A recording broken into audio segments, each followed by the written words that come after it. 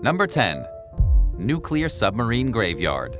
In the freezing cold waters of northern Russia, there are enough discarded submarine nuclear reactors to produce more than 6.5 times the radiation seen at Hiroshima. These nuclear reactors are sitting just underneath the surface of the sea, some still with fuel inside them. According to popular mechanics, it's only a matter of time before corrosion eats its way through the metal and releases the uranium waiting within them. And once that happens, there will be an uncontrolled release of radioactivity into the Arctic Ocean. This has been a problem for decades. As far back as the Soviet Union, the Russians have been dumping nuclear waste and abandoned submarines into the Aral Sea. There are at least 14 reactors that we know of, and an undetermined number of crippled submarines that were deemed too expensive to take care of and too dangerous to decommission. So, they were just dumped into the sea. What we have here in this remote northern part of the world, a place that seems so peaceful and relaxing, is a graveyard of rusting submarines and nuclear time bombs. Just about every scientist agrees that at some point, the discarded subs and nuclear reactors will cause a nuclear catastrophe. This disaster will undoubtedly be worse than anything the world has ever seen. To give you an idea of how many nuclear submarines Russia has had over the years, let's take a quick look at their history. It was in the first half of the 20th century that the Soviet Union engineered more nuclear-powered submarines than every other nation combined. At their height in the 1990s, they had 245 nuclear subs in total. Over half of them were equipped with dual reactors, and over a third sailed with a dozen nuclear warheads. Sadly, nuclear submarines only have a shelf life of about 30 years maximum. It's been 30 years now since 1992, which means just about every submarine that was functional is reaching its expiration date. A lot of them have ended up in the graveyard in the Aral Sea. Number 9. The Moynakh Ship Graveyard. There's a bizarre ship graveyard in the country of Uzbekistan called the Moynakh Ship Graveyard. It's partly a cemetery of wrecked vessels and partly a ghost town. What makes it so bizarre is that the nearest source of water is 100 miles away. These boats are now sitting in the middle of the desert, although at one point they'd been floating in one of the largest lakes in the world. The Moynakh Ship Graveyard and Ghost Town was once a bustling fishing port on the Aral Sea. It was one of the 4 biggest lakes in the world at 26,300 square miles.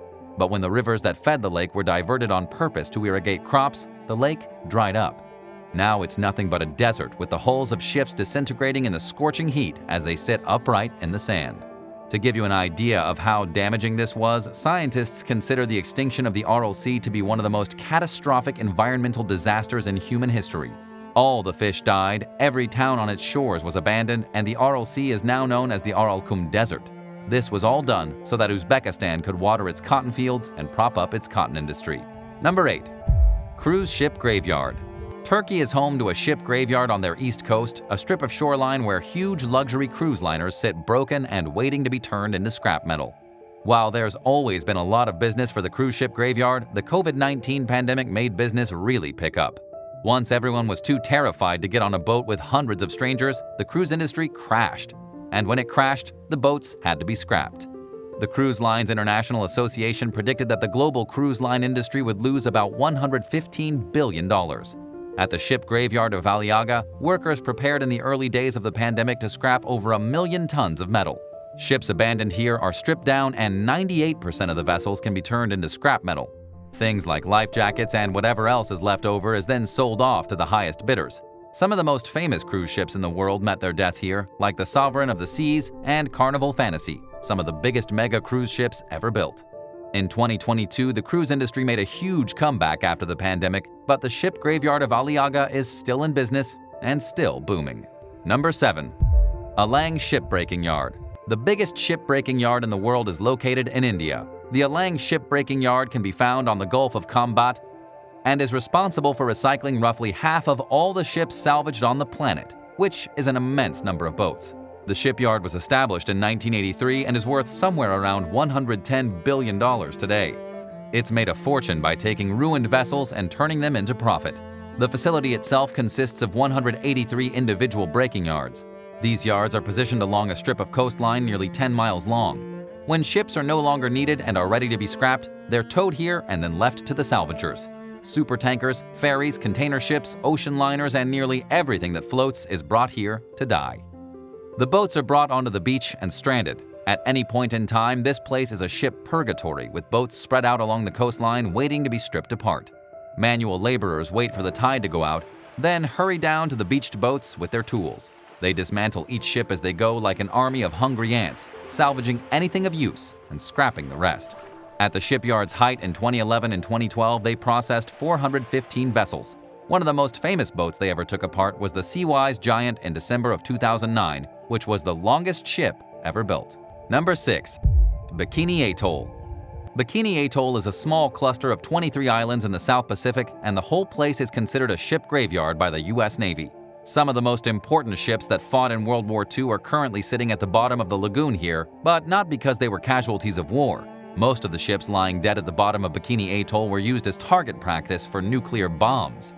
On July 25, 1946, the aircraft carrier USS Saratoga was wiped out by an atomic blast here that lifted the ship out of the water and flipped it on its side. The U.S. military was testing nuclear detonations and using the vessel for target practice. It had survived the Battle of Iwo Jima, the first nuclear weapons test during Operation Crossroads, and then was obliterated by the second test. The USS Saratoga is not alone at the bottom of Bikini Atoll.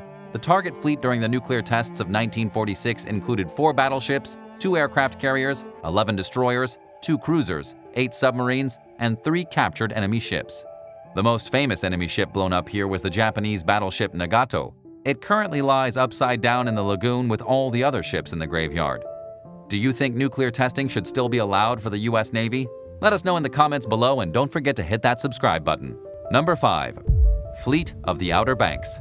One of the largest ship graveyards is spread across the coast of the Outer Banks with over 5,000 wrecks stuck beneath the water.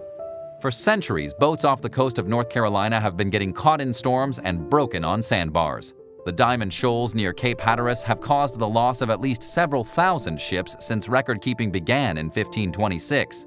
Some call the whole stretch of coastline the graveyard of the Atlantic because it's so effectively clogged with wrecks. The USS Monitor is down there somewhere, as well as the USS Patriot, 2 ships that fought during the American Civil War.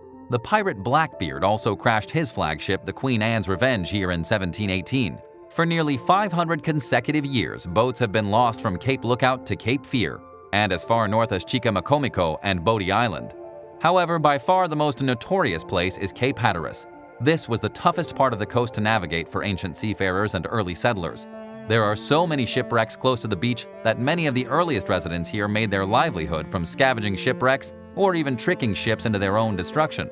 People would tie a lantern to the neck of a horse, walk the horse up and down a beach, and thereby trick sea captains into following the false light. They would crash their ship, and the residents of Cape Hatteras would go down and pillage whatever they could find. In World War II, Cape Hatteras was a popular ambush spot for German U-boat captains. They would prey on freighters and tankers moving up the coastline, torpedoing hundreds of ships throughout the war. It became known as Torpedo Alley due to all of the destruction. Number 4. Garden Island Graveyard. In the Port Adelaide River in Australia, there's a mysterious ship graveyard filled with abandoned vessels. It's just off the coast of Garden Island, home to ships from as far back as 1856. The boat graveyard is a haven for marine creatures frequented by dolphins and is a sanctuary for wild birds. It's also a popular canoe destination, as tourists can paddle through the ripped-apart hulls and cracked remains of long-dead vessels. For those with enough courage, they can even strap on a diving suit and walk along the bottom of the river where the most terrifying shipwrecks are found. In total, there are 26 deceased vessels in the river. Sailing ships, ferries, pontoons, and more modern motorboats are among the remains. The waterway is hemmed by a mangrove forest, making it an important ecosystem for land and marine animals. And while it's fairly peaceful today, that wasn't always the case. In the early 20th century, when most of the boats were scrapped, they were blown apart with explosives and allowed to sink to the bottom of the river. Back then, not much care was given as to what impact exploding boats might have on the environment. Number 3. The Bay of Nouadhibou. One of the largest ship graveyards in the world is located in the Bay of Nouadhibou, Mauritania.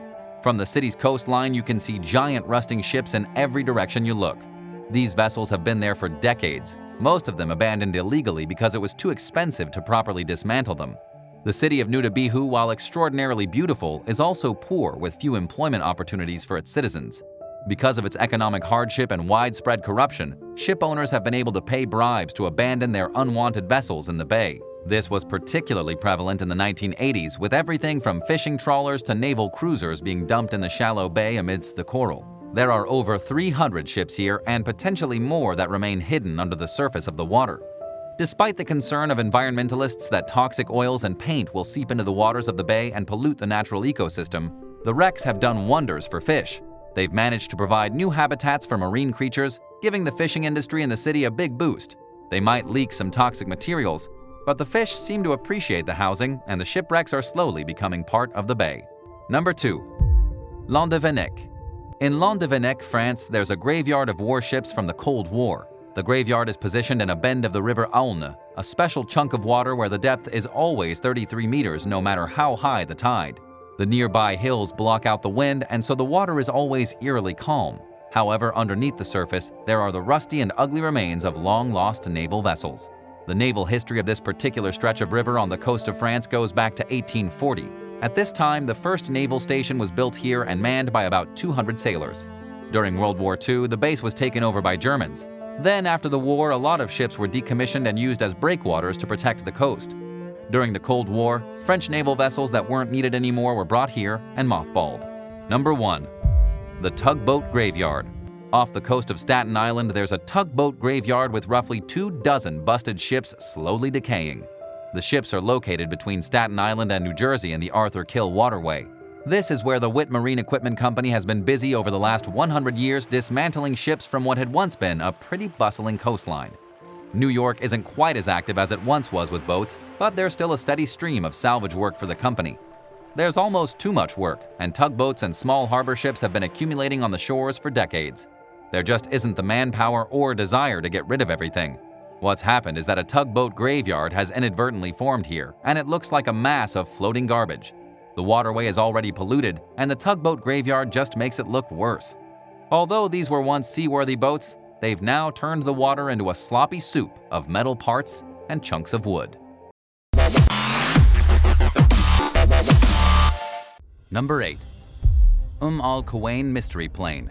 During the 1990s and early 2000s, the city of Al Quwain in the United Arab Emirates, UAE, was home to a bustling, unofficial airfield known as the UAQ Aerodrome.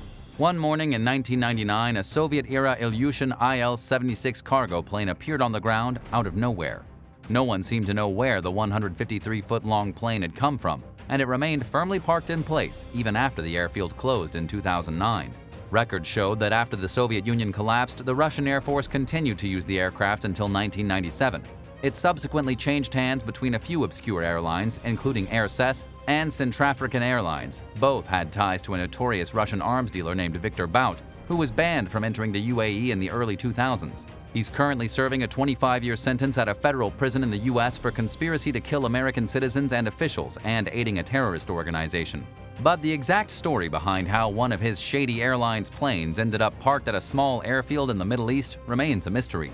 One theory suggests that the pilots somehow mistook the property for a bigger airport. Others have wondered if someone bought the plane with plans to turn it into a restaurant. A third theory proposes that the pilots were denied entry into the UAE but ran out of fuel and had no choice but to make an emergency landing.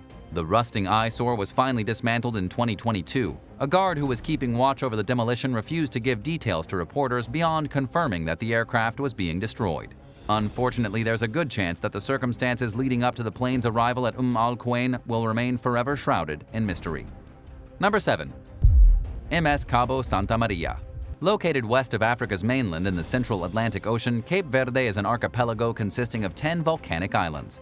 It was colonized during the 15th century by Portuguese explorers and quickly became an important commercial center and stopping point along major shipping routes. Cape Verde achieved its independence from Portugal in 1975 and has since become one of Africa's most developed and democratic countries. Along the northern shore of the desert-covered island of Boa Vista, there's an old, rusting cargo ship known as the MS Cabo Santa Maria. It's been sitting in the shallow waters off the Praia de Atlanta beach since 1968, when it ran aground while en route to Brazil and Argentina with a variety of goods and gifts aboard. A tugboat was sent to try freeing the Spanish vessel, but it remained stubbornly stuck in place. Luckily, all of the crew members escaped without injury. Local residents of Boa Vista and neighboring islands worked together to remove the cargo from the doomed ship. For nearly a year, they painstakingly salvaged what they could, using mules and donkeys to ferry the goods to the nearby city of Salrey. After spending more than half a century exposed to the salty ocean winds and beating waves, the Cabo Santa Maria is little more than a decaying hulk of metal that's been reduced to a portion of its former size. Much of its deck and holds have vanished, and it's only a matter of time before the rest of the ship loses its battle against the elements and disappears. Number 6. Random floating tank. In late 2021, oil rig workers spotted what appeared to be an old, rusting tank drifting in the Aral Sea near Indonesia's Riau Islands. Images of the mysterious vehicle went viral as authorities tried to intercept the floating object. Their first few tries were unsuccessful, giving social media users around the world an opportunity to speculate and come up with their own theories and conclusions about how the military vehicle ended up in the water. Observant commenters were quick to point out that the tank's features resembled both the US-made M1 Abrams battle tank and a Chinese Type 15 light tank. It looked like it hadn't been driven in years, yet also bore some surprisingly modern characteristics. After drifting aimlessly for over a week, the tank floated into shallower and calmer waters, and the Indonesian Navy managed to pull it ashore. They discovered that it wasn't an actual vehicle, but a skillfully crafted replica. It was hollow on the inside, which explained how it was capable of floating. Left with more questions than answers, officials announced that an investigation was underway, but the strange object's origins remain a mystery for now. How do you think the tank got in the water? Tell us in the comments below and hit that subscribe button while you're at it. Number 5. The North Alabama. As Nebraska and South Dakota grappled with a brutal drought during the summer of 2022, the portion of the Missouri River that runs through the states saw its lowest water levels in years, exposing a long-forgotten 19th century steamboat wreck. Known as the North Alabama, the 220-ton wooden vessel hit a snag and sprang a leak in 1870 near Goat Island, which sits along the border between the two states. It was traveling from Sioux City, Iowa to Yellowstone County, Montana with flour, whiskey, and other supplies from miners in the Rocky Mountains when the disaster happened. Around $12,000 worth of cargo went down with the ship, and the captain died in the tragedy, but the fate of everyone else aboard remains a mystery. The North Alabama disappeared underwater until 1904 and has reappeared a handful of times since then when the river was low. It's one of many vehicles and other objects that have become visible in recent years as extreme droughts plague the United States and parts of Europe. Number 4. Romania's abandoned planes. The southwestern Romanian city of Craiova is home to an abandoned airbase that functions more like a junkyard. It's filled with decaying Soviet-built MiG-15 fighter jets, MiG-23 fighter jets, and at least one Romanian-built IAR-93 Vulture reconnaissance aircraft. Details and photos of the site are hard to come by, minus a handful of snapshots that the U.S. government released after an airfield survey team visited the property in 1996. They traveled there at the request of Romanian officials who wanted to know if the base met U.S. and NATO standards for use in operations and training exercises. It's clear based on the pictures that the former airbase's parking ramp had been reduced to little more than a storage space for obsolete aircraft that were unlikely to ever fly again, much less be used for any practical use.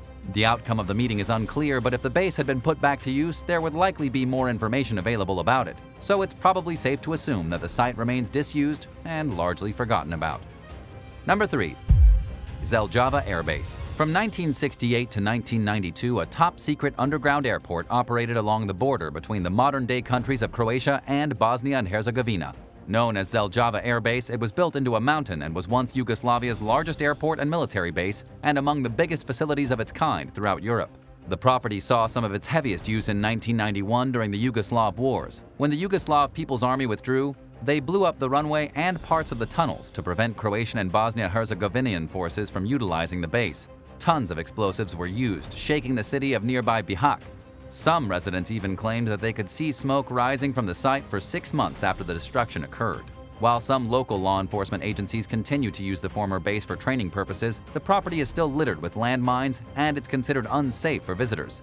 People still go there at the risk of getting hurt or being kicked out by police in hopes of catching at least a quick glimpse of the disused base. The last plane to touch down at the site in 1992, a Douglas C-47 Dakota, remains there today, covered in graffiti and nestled among the overgrowth that has reclaimed the area. The aircraft sits at the former entrance to the complex, which is marked by the crumbling remnants of what was once an airstrip. There are also 2 Republic F-84 Thunderjet fighters, which were originally manufactured for the U.S. Army right after World War II. Locals have proposed turning the property into a municipal airport, but these plans have failed to move forward. Number 2. Po River World War II wrecks. Italy is one of several European countries that have struggled with concerningly low water levels in recent years due to extreme drought. In 2022, the country's largest river dropped so low that a World War II-era barge that normally sits below the water's surface became visible. Known as the Zibello, the 164-foot-long boat was used for transporting supplies before it sank off the town of Galtieri in 1943. It traveled along the 405-mile-long Po River, which runs from the Alps to the Adriatic Sea. While the barge's hull had appeared a handful of times over the years, 2022 marked the first time that nearly the entire vessel could be seen. Its reappearance came amid numerous other discoveries along the perilously low river, including a German military half-track vehicle that became visible in northern Italy near the city of Mantua. Just days or weeks before Germany surrendered to the Allies in May of 1945, the Nazis pushed the machine into the river to prevent it from falling into American hands before retreating from the region. A British reconnaissance plane spotted the vehicle around the time it was dumped, but it soon disappeared and remained out of sight until the record-breaking drought hit. The half-track was identified as the SD-KFZ-11 model, which saw widespread use throughout the war. At first glance, it looks like a heavy-duty truck, but these 7.7-ton beasts were capable of much more than your typical four-wheel drive. Each machine could carry up to 8 troops and function primarily as an armored personnel carrier as well as a medium gun transporter. Around 9,000 of the vehicles were produced between 1938 and 1945, making the SD-KFZ-11 one of the most commonly used German tactical vehicles during the conflict. The vehicle, found along the Po River, is one of several that the Nazis abandoned towards the end of the war. But the recently discovered half-track had been missing for decades before it was rediscovered, and experts had been searching for it to no avail. It was pulled from the mud and will go on display at the Second World War Museum in Felonica. Number 1. North Korea's rotting tanks. There are an estimated 26 million people living in North Korea, around 13 million less than in the state of California. Yet the Hermit Kingdom boasts the world's 4th largest standing military, with an estimated 1.2 million active troops at any given time. And while the hereditary dictatorship's scarce resources could be put to much better use, the Kim family has made it a long-standing tradition to put military might before the well-being of its poor and undernourished civilian population. Knowledge of the repressive regime's technological capabilities is somewhat limited, but experts estimate that there are thousands of tanks in service under the Korean People's Army, and most, if not all of them, are thought to be extremely outdated. During the 1970s, the country received over 1,000 Soviet and Chinese tanks, many of which are likely still in service today. Researchers believe that these vintage vehicles may not be in great working order and may be suffering from neglect. The North Koreans have also built their own array of secretive vehicles that most of the world admittedly knows very little about. The most formidable tank to roll off the production line is the diesel-powered Chonma-ho. Measuring nearly 22 feet long, 11.5 feet wide, and 7.9 feet tall, these 40-ton machines can carry up to 4 crew members and have a maximum speed of 31 miles per hour. In keeping with the Kim family's Juche philosophy of self-reliance, the Chonma-ho was designed to fulfill a technology gap that came with the loss of Soviet and Chinese support. And while there's evidence that the tank's engines and other components were bought from other countries rather than produced domestically, the vehicle seems to be serving its purpose for the time being. It would probably be a different story if North Korea actually came to blows with the US or South Korea, whose militaries are equipped with vastly superior machines. North Korea's ability to continue developing tanks on an effective or meaningful level is highly questionable. With a huge amount of the cash-strapped dictatorship's money being poured into nuclear weapons development, there probably isn't much funding left over for other projects. The current fleet of aging tanks is already considered obsolete in most developed countries, and the vehicles will eventually give way to old age and become inoperable. While it's unclear what happens to decommissioned military equipment in North Korea, a handful of countries have bought and actually used Chonma-ho tanks. Ethiopia acquired an undisclosed number of them during the early 1980s, while Iran received 150 of them. This rare photo, captured in 1991, shows a destroyed Chonma-ho in the Ethiopian capital of Addis Ababa following a battle between government and rebel forces. It was likely one of the few Chonma-hos to ever see combat. Number 4. USS Independence.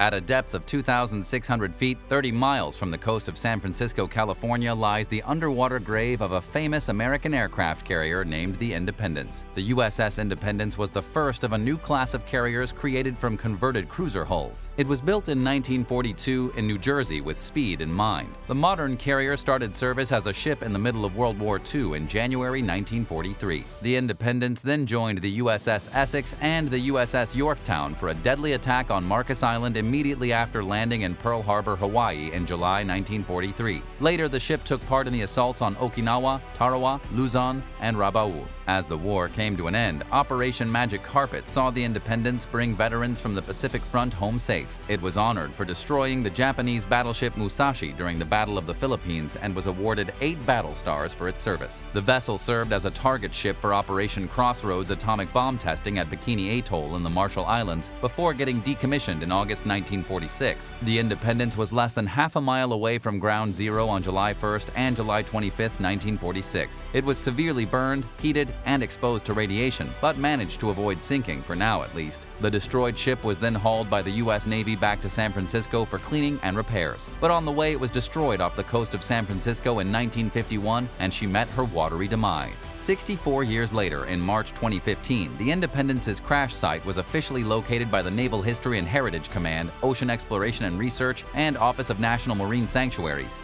In order to create a 3D sonar scan of the wreck, scientists used the Echo Ranger autonomous underwater vehicle to map out the area. They were surprised to find the Independence remarkably undamaged, with what seemed to be a plane still sitting in the front aircraft elevator hatch opening.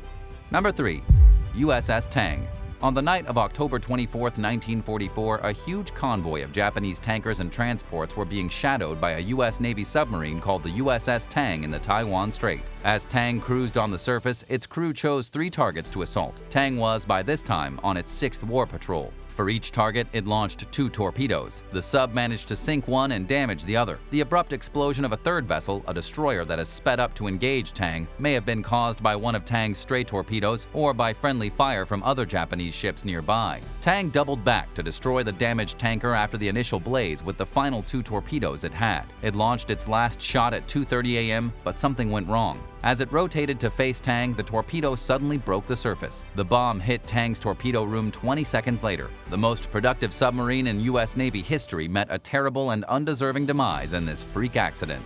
As a diesel-electric submarine of the Balao class with 87 crew members and a torpedo armament of 24, USS Tang was first launched in 1943. The ship's commanding officer, Lieutenant Commander Richard O'Kane, had previously served as the executive officer of the incredibly successful USS Wahoo on 5 combat patrols and would soon add more victories to his repertoire. With just 2 years remaining in the conflict, Tang would end up with the finest record of any U.S. submarine before it. Tang sank 6 Japanese ships totaling 18,000 tons of commerce on its first combat patrol off the Caroline and Mariana Islands, with 16 of its 24 torpedoes hitting their targets spot on. The area around Palau, the Philippines, and the Japanese naval base at Truk were the primary focus of its second combat patrol. The sub saved 22 U.S. Navy airmen who were shot down during strikes on Truk, despite not sinking any actual ships. Tang's 5th and last war patrol took place in the Taiwan Strait, an immensely crucial maritime route linking Japan to the rest of its empire. O'Kane had the choice to accompany 3 other U.S. attack submarines in a bigger strike group, but he chose to go it alone. Overall, it was a successful start for the patrol. On October 10, 1943, Tang torpedoed 2 cargo ships. Nearly 2 weeks later, the vessel stumbled onto a massive convoy of 5 ships with multiple destroyer escorts. Tang rushed into the convoy on October 23, 1943, and fired torpedoes in all directions, sinking and damaging a number of ships in the process. The sub also made evasive maneuvers in response to 2 Japanese boats trying to ram it, forcing them to crash into one another, and it launched 4 torpedoes from its stern, sinking both of them while retreating. It found yet another sizable convoy the next morning and followed it until later that evening, when it launched its last assault. The final torpedo it fired was a Mark 18 Electric, a notoriously problematic American version of the German G7E. Its turning was caused by a problem that has still not been identified and probably never will be. Only about 15 seconds remained until impact when Tang learned the torpedo was heading towards it. O'Kane instantly gave the command to move forward at maximum emergency power, but it was already too late. The Tang's empty torpedo room was struck by the 570-pound warhead and exploded. The crew, which was made up of 87 people, was reduced by half immediately. Tank's stern portion sank as the majority of the rear compartments rapidly started flooding. The submarine was longer than the depth of the sea, and the buoyancy of the unflooded compartments held the bow above the water surface. 3 of the 9 men on the bridge at the time were successful in swimming to the top. Only 1 officer was able to shut the hatch after getting out of the conning tower. Tang ultimately sank and landed 180 feet below the surface of the water. In the forward torpedo room, there were about 30 men left stranded. Before trying to flee, they burned important documents and were attacked by Japanese depth charges. It was the first time a breathing apparatus known as the Momsen lung was utilized during conflict, and it was also the first time survivors of a submerged U.S. submarine were rescued without help from the surface. Only 8 of the 13 men who managed to escape reached the water's surface, and only 5 lived. On the morning of October 25, 1943, a Japanese ship rescued 9 sailors, including O'Kane. The survivors from the ship's Tang had sunk the night before were also on board the frigate and beat the rescued sub-survivors. They were later sent to the Funa prisoners of war camp on Honshu, where they were detained in solitary confinement, tortured, and interrogated until getting released after the war. The most successful U.S. submarine in history, both in terms of the quantity of ships sunk and overall tonnage, was Tang, which is credited with sinking about 33 enemy ships with a combined 116,454 tons. It was awarded 4 battle stars, 2 Presidential Unit citations, and the Medal of Honor for its commanding officer as rewards for its service. Hey there, real quick, if you're new to the channel, welcome. What kind of videos would you like to see more of on American Eye? Let us know in the comments below and hit subscribe while you're at it. Number 2. The Bismarck. It was only in service for a little over a year, but during that time, this battleship terrorized the Allied forces at sea almost every day. The German Kriegsmarine's most dreaded battleship, the Bismarck, was also its largest, stretching 820 feet in length. In spite of its overwhelming presence, it would only sink 1 ship in conflict. What exactly made the Bismarck so well known then? To begin, it was a ship that represented Germany's rebirth from the ashes of World War I. After losing in 1918, Germany was told to disarm. This included a drastic decrease in its navy's power, which went from over 40 ships to less than 20. They were also limited to producing just a few new ships in order to replace outdated ones. This would change in the middle of the 1930s when Adolf Hitler's Nazi regime took control of Germany. The vessel's quickness was another factor. The Bismarck had a top speed of over 35 miles per hour. It was unnerving to consider facing this ship in open waters because of its remarkable maneuvering ability for a ship of its weight. As one of the first 2 ships the Nazis ordered to be built, the Bismarck marked the founding of the Kriegsmarine and the start of a new era. Otto von Bismarck, a German leader who united the nation in 1871, gave it its name. The Nazis thought the ship bearing Otto's name would have the same impact on how the world saw Germany at the time. The British Royal Navy kept a watchful eye on the Bismarck's development. Britain largely relied on commercial ships to transport food, munitions, and weaponry. It was scared that Britain might be forced to surrender if a strong and re-energized Kriegsmarine could routinely destroy their supply ships. In the spring of 1941, after completing its speed testing, Bismarck would set out to face off against some of the best Royal Navy vessels out there. It headed out to the Atlantic with her companion, the Prince Eugene, to attack a 16-ship British supply fleet. But battleships and cruisers proved too strong a defense. The Bismarck's destructive firepower still remained a threat, though. After 6 days of searching by a dozen Royal Navy ships, HMS Hood, the pride of the Royal Navy, engaged fire with the Bismarck on May 24th. The sole conflict between the 2 big hitters would take place during the Battle of the Denmark Strait. The ship with the more effective armor would prevail, though, since both possessed similar firepower. The main ammo magazine of the Hood was pierced by a shell just a few minutes into the exchange. Only 3 of the 1,400 crew members on board the Hood survived the enormous explosion that came out of this. The sinking of the Hood had a significant impact on both sides' propaganda.